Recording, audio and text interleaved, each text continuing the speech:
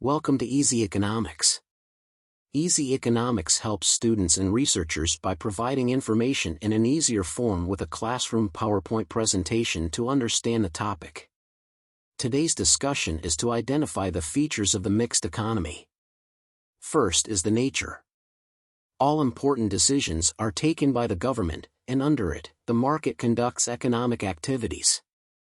In a mixed economy, the public sector and private sector exist simultaneously.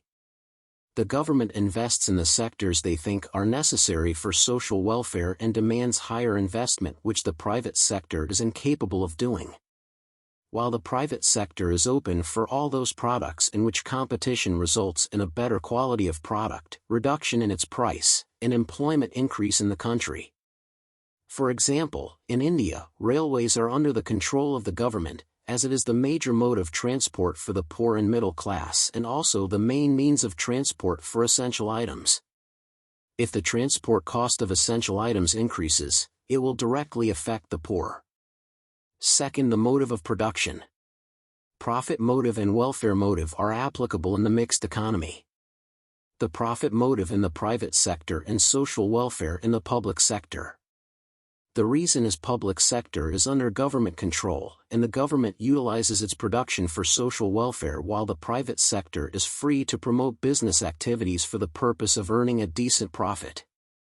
Thirdly, the role of government. Full control of the government in the public sector and partial control in the private sector.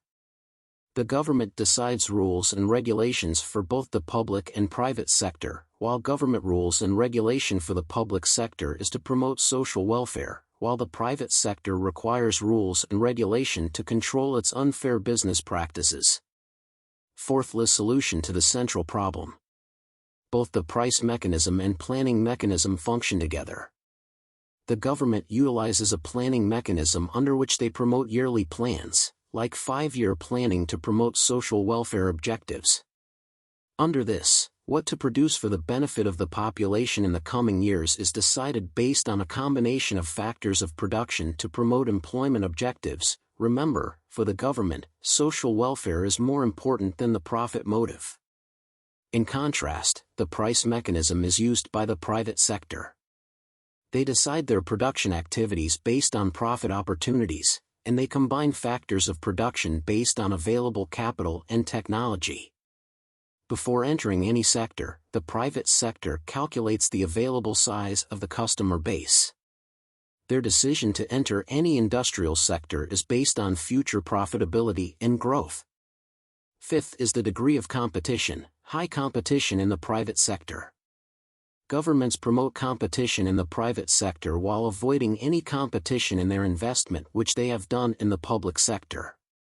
In the mixed economy, the private sector flourishes with normal profit while the government sector promotes monopoly.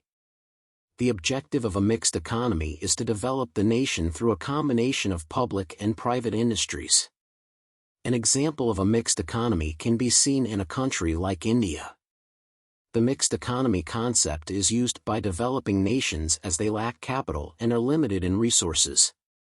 Developing countries lack advanced technology and face population surplus problems. They export raw materials while importing finished goods, which also results in a trade deficit. The mixed economy provides them opportunities where government-promoted industries develop the necessary infrastructure and keep inflation under control. In contrast, the private sector promotes efficiency and market growth. I hope the discussion is helpful.